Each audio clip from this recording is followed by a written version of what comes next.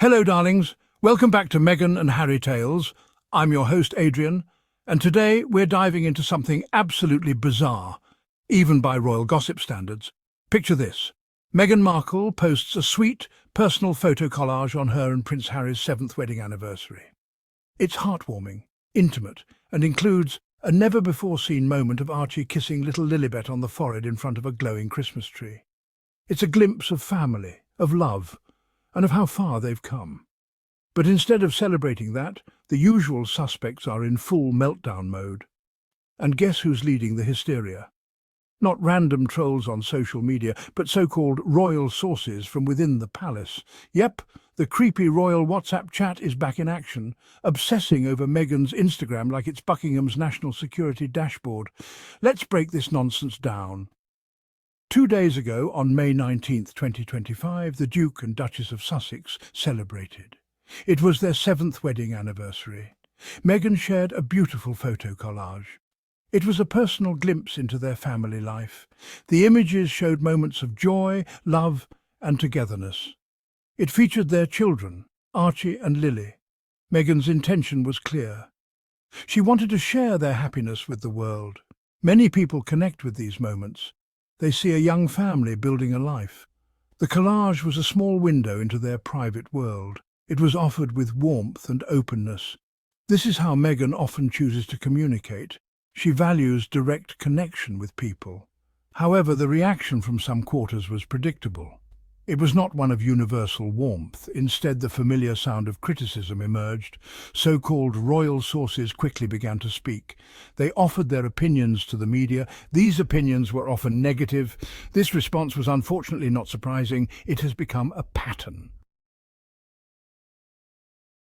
Who are these royal sources that feature so often in news reports? Their identity is usually a mystery. They are often unnamed individuals. Sometimes they are described vaguely, perhaps as palace insiders or friends of the royal family. This anonymity allows them to speak freely. But it also means their claims cannot be easily verified. Their motives remain hidden from public view. This lack of transparency is a serious problem. This system of unnamed sources is part of a larger media machine. The royal institution has long understood media power. It uses briefings and carefully managed leaks. These tools help shape public perception.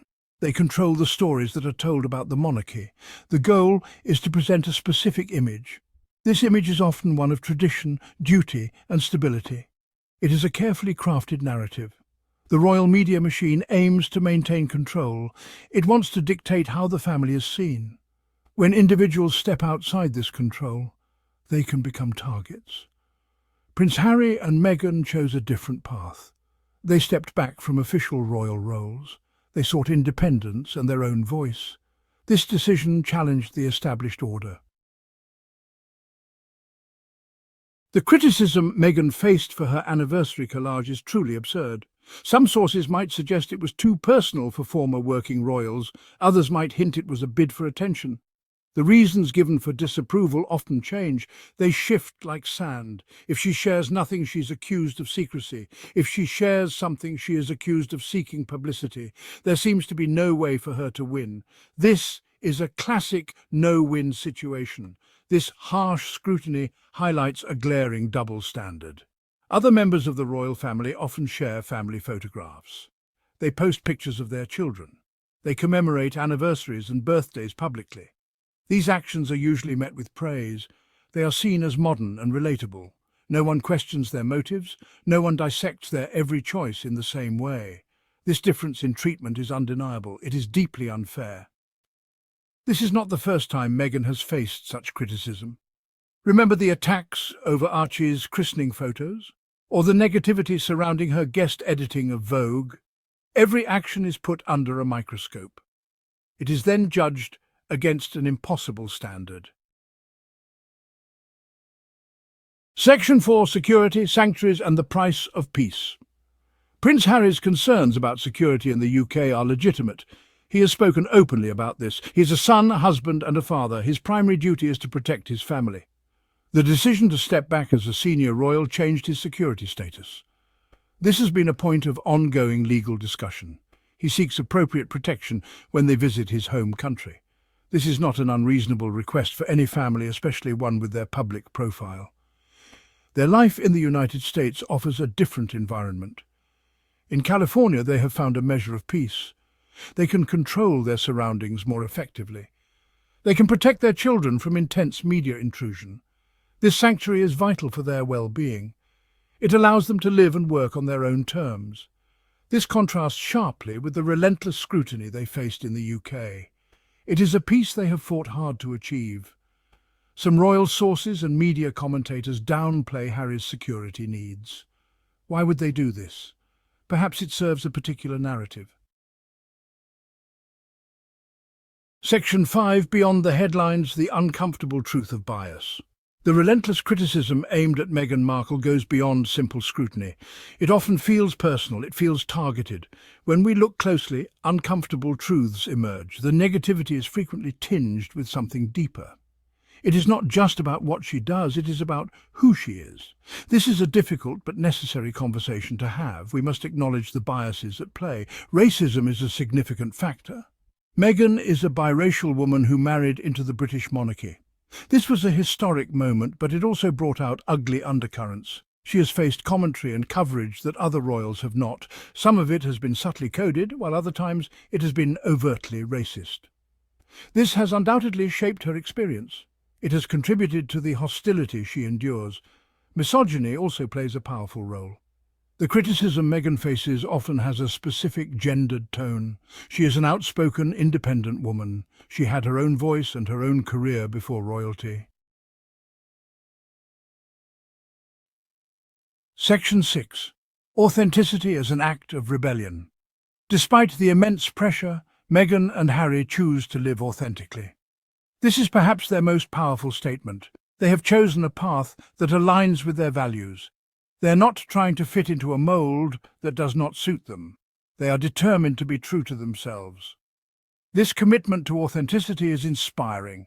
It is also, in its own way, an act of rebellion against conformity. Their projects and public engagements reflect this authenticity. From Archewell Productions to their charitable work, their choices are intentional. They focus on causes they genuinely care about. They speak about issues that matter to them. They are building a platform based on purpose. This is different from the traditional royal model. It is more personal and more direct. It connects with people in a new way. The anniversary photo collage is another example of this commitment. It was a genuine expression of their family life. It was shared on their own terms in their own way. Section 7. A future forged in freedom. Why their story resonates. Many people across the globe see themselves in Harry and Meghan's journey. They connect with their struggle for independence. They understand the desire to protect one's family. They admire the courage it took to step away from a powerful, centuries-old institution. This is not just a royal story. It is a human story of seeking freedom and happiness. It is about defining success on your own terms.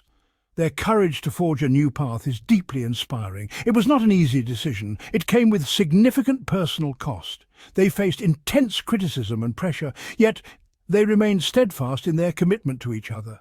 They stood by their decision to build a different life. This resilience speaks volumes. It shows their strength of character. It offers a message of hope to others facing difficult choices.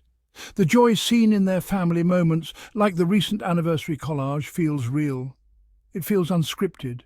This is why these glimpses are celebrated by so many. People respond to genuineness.